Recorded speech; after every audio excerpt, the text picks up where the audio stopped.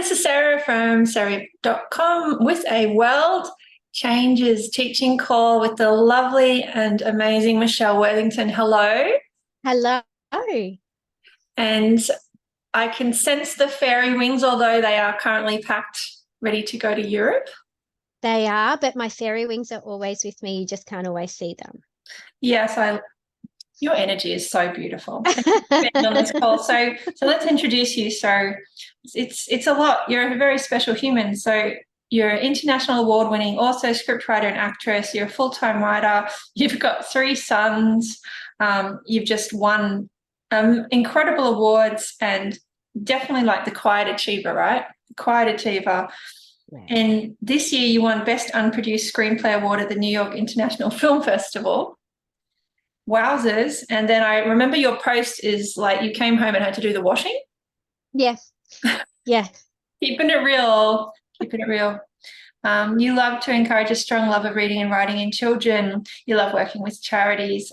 Very sort of very diverse person, aren't you? Hard to describe, but I'm just so glad we can talk to you because this call is very much about the throat chakra, Michelle, which is the bridge or the connection point between the head and the heart. It's the place where we can talk to anyone about anything, not just to some people about some things or no people about no things. And so this is all about your healing journey, and I imagine a lot of the people watching and listening will also be inspired. So, Michelle, we know in numerology you're a 32/5. And these people have a phenomenal ability to broadcast, to get their message across. When did you realize that you could be successful as a writer? Probably the first time that I thought I even could be a writer, successful or not, was in 2008. And it's such a random story because I actually went to a lady's house to buy makeup. And so she was a Mary Kay consultant and she was like doing my makeup. And I had got to a point in my life where I never wore makeup, didn't care about what I looked like, just plodding along, working at the bank, thinking that was my life. And then I looked at this girl in the mirror with all her makeup done. Oh, wow. I can really feel that. I'm going to have to mute myself. Hang on. Yeah, so I saw myself in the mirror and I went, oh, I remember her. And I was talking to this lady, and of course she was doing the spiel about, you should join Mary Kay. And there's this part of me that reawakened and said, if you work from home, you can be a writer. And it's what I'd always wanted to be from when I was in grade 5. And I actually signed up that day to sell makeup in the hopes that I could be a full-time writer. And that was kind of the start of it. I sold makeup for like 2 years and really sucked at it. Ended up going and working back at the bank, getting a book contract while I was working at the bank, meeting my current husband on the day that picture book came out. And then the goosebumps. And then a couple of years later, actually being in a position where I could stop working at the bank and become a full-time writer. That is a heck of a story. So if we just circle back a tiny bit. So 2008, that's not long ago, 15 years ago. So you were working in the bank in what capacity? As a single mum, 2 boys, working as a consultant in the bank. So I was selling my soul, basically trying. It was awful. It was like I was really failing at working in the bank because it was changing from a customer service role to a sales role. And I was expected to sell loans and sell insurance to people who didn't need it. And so the writing was already on the wall for me. I really wasn't enjoying myself. I was coming home in tears because I was like, I can't do this. I didn't want a sales role. When I started working in the bank, it was customer service. Yeah. And now I had sales targets and it was just yuck. So the writing was already on the wall that that's not what I wanted to do. And every time in my life where I've been through something traumatic or a big change, I've always gone back to writing. It's always what I've fallen back into. So that was my kind of fallback. I love it. So you're just unable to fool yourself. Yeah. And we talked before the call. So Michelle, I mean, you identify as likely neurodiverse, and that's also within your family. And most people know that I'm twice exceptional, so I have autism and giftedness. And because I have verbal giftedness, that covered up my diagnosis until a couple of years ago, which has caused a lot of lifelong anxiety and stress. Nevertheless, here we are, and doing our best to make it easier for others. And so it's interesting, when I heard Tony Attwood give a talk, so I basically made a decision I'd get a diagnosis. And I thought, okay, I'm going to go to a talk. I look up on the internet, and Tony Attwood, who's one of the real autism teachers, is giving a talk at Chermside 10 minutes from my house, like the week after. So it was just all meant to be. And I got there, and I tell you what, his whole talk, and he has some beautiful people talk as well, like Sue Larkey. I love her work too. I just cried the whole day. I'm just sitting there crying. And I thought, I wish I'd gotten to this place a little sooner, but at least now I can start my life. And I remember one thing he said, Michelle, and I was just reminded when you talked. He said, like, neurodiverse people are so special because they actually value the truth over pleasing people. And that is why they are incredibly precious. And we need to look after them, acknowledge them, respect them, pay them, essentially, is what he said. And I got super excited. So can you relate to that? The idea Absolutely. of just having to honor your truth. Yeah. And I think a lot of my childhood trauma comes from the fact that I was a child who wanted to speak the truth, but people wouldn't hear it. So I learnt to lie. I lied a lot when I was little. I was a compulsive liar. Wow. Because when I told the truth, nobody believed me. People believed the lies. They didn't believe the truth. And I can remember going to school and just being so miserable because it was the first time I knew I was different. It was not only was I different, that my brain worked differently to other people, but I was so tiny. So I was always been very, very small compared to my peers. And I didn't know that until I was put in a room full of kids who would tease me and call me names. And then going through school and learning how to mask, learning what to say to people so that you would keep the peace, all of those things. It was like, I started off small, not knowing I was small, but then when I tried to be myself, people would keep reminding me that I was meant to be small, and my personality. It was tricky to move beyond the visual. It's so interesting that you chose writing as your healing modality, because of course when you're writing, you can disappear yourself. You can become anything, and you can reach well beyond your physical capacity. So you sort of chose the magical arts, I think, in a very clever and auspicious way. If we go back to your life path being a 5, so the 5 sits in the middle of the numerology chart. It is the star. And so they can pretty much do everything. But it's not about that. It's about what really lights them up. And it's also about what allows them to travel, because your 32-5, I call them the world travelers, whether it's inner or outer worlds. My dad is a 32-5. He's been around the world so many times. I thought that was normal. In fact, I used to look at the photo album and be like, oh yeah, Amsterdam, China. I never realized. And then until I met other people. So thanks, Dad, because he gave this massive advance in terms of understanding others. But do you love travel? I mean, is that part of your makeup as well? I love travel. And one of my goals this year was to travel to a different place every month. Wow. And so, so I will be doing that every month except December. I don't actually have anywhere different than my home that I'm traveling this December. I'm looking at now. Vacation. So January was Straddie, February was Melbourne, March was the US, April back to Straddie, May was Coolum, June was Outback Australia, July was Gold Coast, August Sydney, September Melbourne, October back to the Gold Coast, and then in November I'm going to Ireland and London. So it's a very big part of my self-care is traveling, even though people may say it's running away. it's not really running away for me.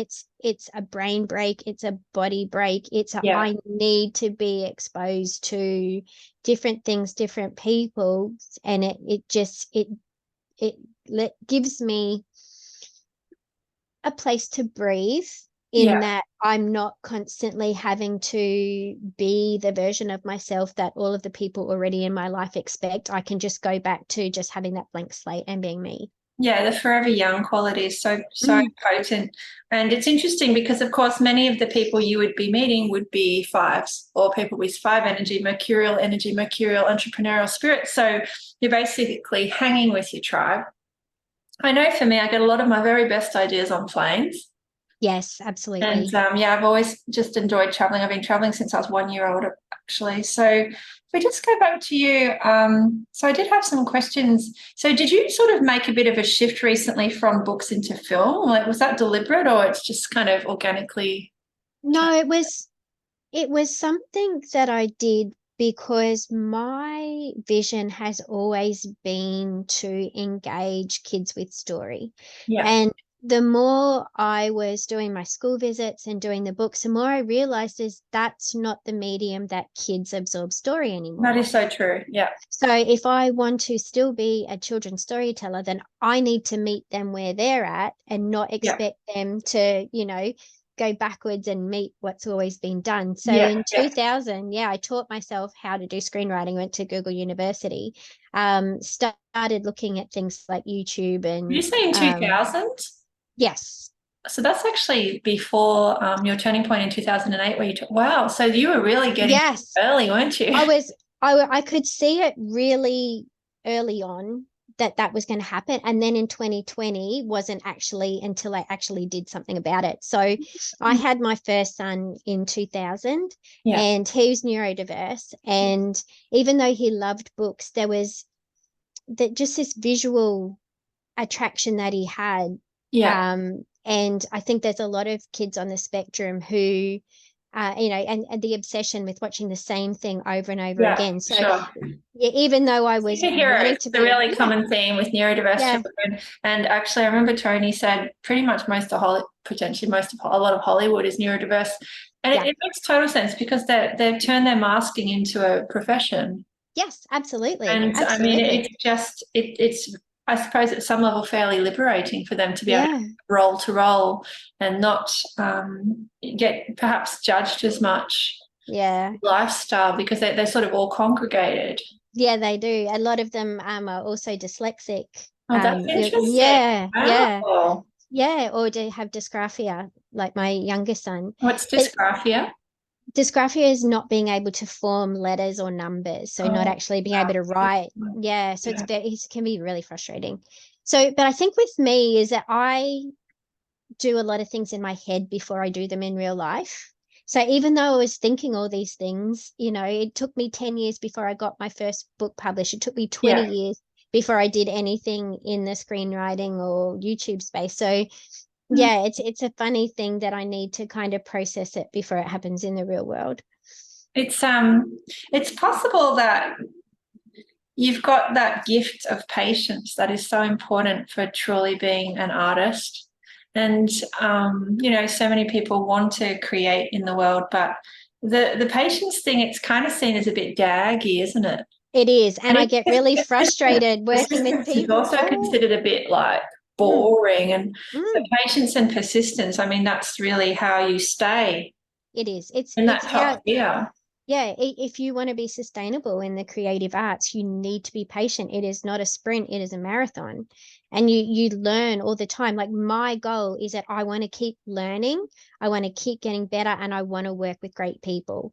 That's it. That's what I want to do. And however that looks and whatever that means, I don't really know. And I'm purposefully clearing some of the stuff that I've been doing up to this point that's no longer serving me. So hopefully in the future I'll have opportunities that come to me that are more aligned with where I'm going and where I I want to feel do like now. it's coming. I mean, we've looked at your chart. You're in a personal 7 year in tune with the planet. And we know that's a little bit like the falling down, 7 times get up 8, which is, of course, next year, which is doing a forecast on that really soon. And 8 is just brilliant for anyone who's got a business, especially one that sort of, helps a lot of people. And we really, the 8 and the 9 energies excel at, connecting the dots. So I'm definitely feeling good things for you. I'm curious, so with your turning points at 32 and 5, I mean, we know a lot of 32-5 struggle at school. I've had that conversation with so many of them. But I mean, what can you recall around those times? So I remember when I was 5 and I just started school again, like I said, it's the first time I knew I was different. It's Yeah. the first time I started getting bullied. It's also, Mhm. I think, the first time I realized the power I had to escape into my own head. I was a fairy. Like I have always been a fairy, but You've I can definitely got, remember.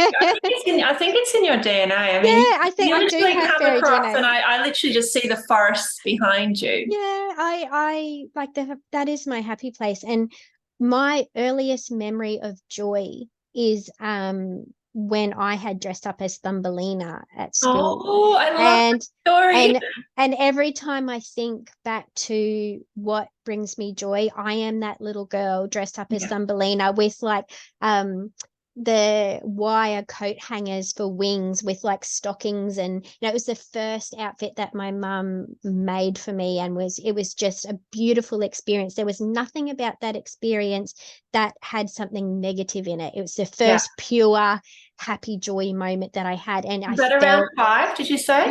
yeah. So Interesting. it was joyful. And up until that time I can't remember anything Mm. joyful. Yeah. And that and every time I go back to thinking about who am I, what do I want, I am a fairy. So I need to embrace that and have my invisible fairy wings flapping. And it took me a long time to be okay with that. And I think when I was 32, when I had that moment of, I don't want to work in the bank Yeah. anymore, I Yeah. want to be a writer, this is the direction that Mm. I want to take. That was a huge thing for me because I was a single mum. I Yeah. had no backup plan. There was Yeah. no Yeah. plan B. And it Yeah. was just like, you only live once, you have to do this. And I had gone so far away from that fairy 5-year-old that it's only just now, I Mm. would say this year, that I'm actually coming back to her. And that's where I think my happy place is. And I'm hoping going forward, that is where things are really going to start turning around for me, because this year nearly broke me. I'm not going to lie. Yeah. Like Yeah. falling down, my knees have had enough. Yeah. I need to stand up now. You So need, you need an angel care flight. yeah, I do. I need to, what I need to do, and which is the hard lesson to learn, is I need to stop standing. I just need to use my wings. Yeah. That's the problem. I We don't well, need to stand. you might find also there's a little bit of environmental pressure, but that's Mm, like a whole nother chat. yeah, it's But yeah, and a I whole really nother thing. appreciate your raw honesty. And I tell you what, your presence is very liberating. And fives really do help us to bring in the future and to embrace change. And as I mentioned, to stay forever young. And they're just so invigorating. The energy is just so fresh and inspirational. And I wanted to tell you some stories about fairies. Yes, please. So this morning I woke up and I knew I was interviewing you. And so I went to my 2-year-old and I said, Ziggy, are fairies real? And he goes, hmm. And he just nodded, like, totally, of course. And it's interesting, the day that I found out I was pregnant, my friend Leela, who's a 5, she gave me this tiny fairy. She goes, I don't know why, but I'm giving you this. And I went, oh my God, I've just found out I'm pregnant. And my little Ziggy, he's tiny. He's like 1 percentile. And Mm-hmm. he's just delightful. We love him. So anyway, he's like, yep. And then I asked Charlie. Charlie's like, yeah. And Forrest is like, uh-huh. And so all 3 of them were just like, why are you bored? Like, why are you wasting our time asking us to believe? And I thought, I have succeeded as a parent. Mm-hmm. So that's my first story. My second story is we were at this, it's called the Swell Festival, a sculpture festival at Currumbin. And there was this amazing tree, and someone had put all like fairy doors in it. We actually have fairy doors everywhere. Yeah. And oh, my son. So there's one which had a tunnel. Forrest, I'm pretty sure it's Forrest. He's got his arm down the tunnel trying to bring the fairy out. Oh my gosh. And then this boy walks past and he's really like in that sort of, you'll understand. And he walks past me, what are you doing? Forrest is like, I'm looking for the fairy. The boy's like, there are no fairies. And I stood there and I pulled myself up to my 6 foot and I said, there are so. Well done, Mama This Bear. boy's like, what? And I said, just because you can't see them doesn't mean they're not there. Oh, and then his whole family came up. They've got the footballs. They're really like the shorts and the thongs. And I went, okay, job is done. Move on, Sarah. But, I want my children to have a childhood. Yeah, absolutely. And that's how I actually got my first book contract. I emailed the publisher after 10 years of rejection, and there was one sentence in my email that got me the contract, and I believe that kids need to be kids. And that was it. And she read that line and she went, kindred spirit, I want her, and I will publish her book. And it was just timing wise that they right had place, right time. Yeah, and it was just that one sentence that I believe that kids just need to be kids. Oh, you're giving me the shivers. Yeah, and it's funny because I never even made it to the chart. So don't worry about your beautiful little Bubba. I was never on the chart. I wasn't even 1%. I like went below the chart. Oh my gosh, I've never met someone like that. But yes, so charts up. Ziggy, can I share a tiny bit? Sorry, I've just cut you. Yeah, go for it. No, go. Isn't it? But so Ziggy, he was so little and he had such an unusual birth. We pretty much home birthed in the hospital basically, and so they monitored him almost every day.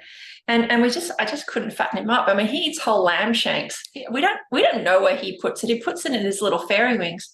And so it was just very stressful. I've had an eating disorder. It was just really hard getting him weighed, and it was tough. Anyway, long story short, I finally got a doctor, and she just looks at me and she goes, I know your pain.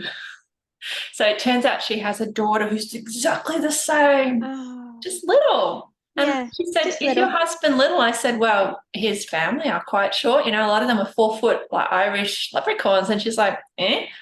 So she just discharged us. She said, I totally get it. And it's so annoying because she's a doctor. So people are like, whoa, bro, you should really know what's going on. But I've looked at Ziggy's palmistry. He's just got one line on each hand and he knows what he's here to do. He's an old soul. He's like, quality over quantity. I can get to the cookie jar faster. People feel sorry for me and give me extra dessert. I mean, he works hard. Absolutely. And when I was born, I was taken to a different hospital straight away because I was so little. There was nothing wrong with me. Like I was in an ambulance quickly with Mum. Like, why is she so little? Is she preemie? No, I was full term. I've just always been fairy blood, and that's just how it is. And I tried to fight against it for a long time, but now it's just like, well, that's just me. And not everybody can see fairies. So not everybody who meets me can see me for who I am. And that sometimes means that I get taken advantage of, which I'm working on. But also they're not meant to. Like, fairies hide in plain sight. That's their power. I love this conversation. This is so extraordinary. And I hope that the people listening are getting as many goosebumps as me, because I do think that there's different types of humans, and that's why I do my life path work. But, there's definitely different types. There's like galactics, fairies, there's like elementals, and so many types. Like when we did my husband, we looked into his lineage, like he was a tree. And you look at him, he still looks like a tree. He just is clearly a tree who's come back to try to like help us, be kinder to the planet. We haven't quite figured me yet. I'm some sort of weird giant space elf, but I'll get a reading on that soon, I'm sure. But yeah, so it's wonderful to have our first full blood fairy on the show, on the program. So I guess I have some last questions. What's your advice for people who are afraid? They're afraid to leave their job. They're afraid to write a book. They're afraid to make a film. The fear is real. Like, don't underestimate the fact that what you feel is valid. You are scared, and it's okay to be scared. It is normal and natural to be scared. If you weren't scared, that would be a problem. But you just need to decide whether the fear is enough to stop you from actually going in the direction of your dreams, and whether regret, which is the other side of fear, Yeah. is going to be what you're going to live with if you give into it. So I would never tell anyone to push through fear, because sometimes that can also do just as much damage. I think what you need to do is go back and find the source of that fear, work on that, work on why you're feeling scared in the first place, and then find a doorway through it. It's still going to be there, but if you can find a doorway to the other side of fear, then you will move away from regret and further towards the direction of your dreams. I love your just absolute power when you talk. I wanted to actually let you know that in numerology, fairy has a 32 vibration, the same as your life path. It's just a lot of cool things. There's a lot, yeah. And also dragon. I feel like fairies and dragons somehow go together. I'm not entirely sure, but yeah, there's something there, isn't there? It's quite a deep one. So yeah, last couple of questions. Have you written the book that's healed your inner child? Have you written it yet? You feel like it's still coming? Have you? It's still coming. Yeah. I just had this conversation with someone the other day. I haven't written my best book yet. I'm close. The last 2 books that I've written are very close, but I don't know if it's a book. It might be a screenplay. I don't really know what it is. I'd love to see you on a stage. Yeah, I'd love to see you on a stage. Yeah, it's coming. It's coming, but I think that I have to get on the other side of being broken, and I'm still putting those pieces back together. And I think once I am on the other side of that, I'll be in a position where I can actually write the book I was meant to write. Oh, I can't. I'm just so in love with your energy. Thank you so much for this amazing class/interview. So how can people follow up with you? How can they find your books? Or so my website is michelleworthington.com. I've also got a website called shareyourstory.digital, which has a whole heap of free resources on it for people who are thinking about writing a book or wanting to promote or brand themselves on social media. It's really important that you educate yourself. So I always say that if you're thinking about it, go to the website. There's a whole heap of free resources. Utilize that. And then if there's still questions that you have after that, please feel free to get in contact with me through either of those websites, and I'm more than happy to help. Yeah, well, Michelle, you've been very generous. Thank you for going through your life in this incredible, like, raw, beautiful, profound detail. I hope you've enjoyed our random but cool chat. Whenever you ring, I pick up. There is, like, if Sarah's ringing, I'm like, quick, I've got to talk to Sarah. Is ringing me for a reason. So absolutely. Anytime you ask, I say yes. It's one of the benefits of being a psychic, because people say, oh, there must be something important. And I'm like, I like it. I'm going to go with it. Yeah, absolutely. If Sarah rings, you pick up. That's my biggest tip from today. If she's ringing you, you pick up that phone. Oh, you are so funny. I should just get you to do my marketing. But I wanted to share one more story, which is recently I connected with a Instagram. She's just this amazing human. She's called Koshal, and she does like makeup. And I've, a long time ago, I stopped wearing makeup, and I mean, even now, still a bit hard to dress up with the 3 little dudes. But yeah, so I started wearing makeup again, and it literally changed my life. Like, I have been a new person. I got back on stage, started doing comedy, improv. I couldn't believe the difference it made. So I felt like there was something there. It's this sort of, it's like just this gift back to self. Just that time and the intention to really just kind of like acknowledge what you have and sort of reclaim, I don't know whether you call it the feminine power or just that, just reclaim yourself. Yeah, absolutely. And I think it has a lot to do with the art of feeling on the outside as you feel on the inside. And makeup is not about augmenting your looks. Makeup is about putting something on your face so that you feel that the outside of your body matches the inside of your body. It's expression. It's an expression. It's like why kids love face painting, because it gives them that little bit of a feel, like a film that they can put over reality to say, actually, when I put this on, I can be whatever I want, so it gives you permission to take away that barrier between who you are and who you want to be, because all of a sudden you've got this little bit of extra confidence. And if that's all it takes, if it's lip gloss, if it's mascara, if it's eyeshadow, and that's all it takes as your secret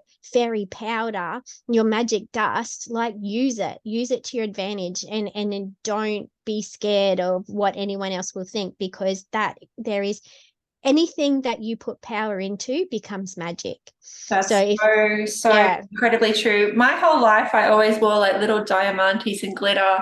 And then it's interesting. It's like the day I took that off probably was when I joined government. I did feel like a part of me died. So it is very delightful to go back to that. And I have to say, in closing, I'm sure it harks back to some past lives, the priestesses or initiating people. And of course, they would always use like ceremonial paint. Absolutely. And it was so sacred. It is sacred. It's sacred. It's allowing yourself. Yeah. Well, it's thank you. Tribal. I think so. I think it's super deep. So thank you so much, Michelle. I feel like you're actually quite psychic too. It's been wonderful to talk to you about your writing career, and we wish you all the best. I can also feel that the best is yet to come for you. So I'll pull a card to finish. I don't always do this, but with you I really want to. So the Ten of Pentacles, really nice. So it is the pinnacle of the career. It's a money card. It's a success card, but I think most of all it's a satisfaction card. It feels very much like you've been pulled back like a slingshot, a fairy glitter slingshot. Yes. And it's like you're just about to go, and no one will see you coming. They'll just be like, what was that? What was that? Faster than a speeding butterfly, right? So that's lovely. I feel like that's in train. I feel like it's coming. Yep. And I look forward to the news flash when that happens. I'll sprinkle glitter over you as I go. Oh, thank you very much. I can't wait. So thanks again, Michelle Worthington. And this has just been one of our World Changes lessons, and just so grateful always for your incredible wisdom. All right, well, we're just going to close now. So this has been Sarah from sarayip.com. Thank you so much, everyone, for all your listening, all your support. Okay, bye.